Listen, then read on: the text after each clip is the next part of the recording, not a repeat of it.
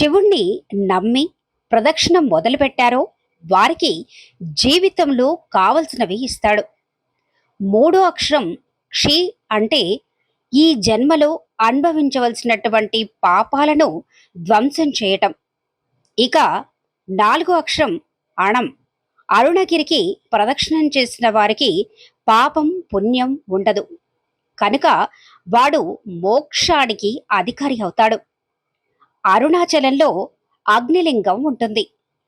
పేరు బట్టి ఆలోచిస్తే అగ్నిలింగం దగ్గర అగ్నిహోత్రం ఉండాలి. కానీ అరుణాచలంలో శివలింగం దర్శనం చేసుకుంటే అక్కడ మనకి అగ్నిహోత్రం కనిపించదు. అటువంటప్పుడు దానిని అగ్నిలింగం అని ఎందుకు పిలుస్తారు అనే సందేహం కలగవచ్చు. అక్కడ రాశీభూతమైన జ్ఞానాగ్ని ఉంది. అందుకే మన పెద్దలు జీవకోటి యాత్రలో ఒక చోట అడ్డంగా గీత ఉంటుంది అని చెబుతారు.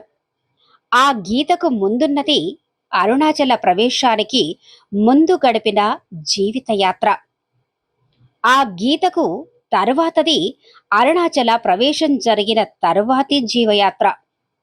అరుణాచలంలో అంతరాలయంలోని శివలింగానికి కొంచెం దగ్గరగా కూర్చుంటే బుక్క పోసేసి చెమటలు పట్టేసి వేడితో సతమతమైపోతున్నట్లుగా అనిపిస్తుంది.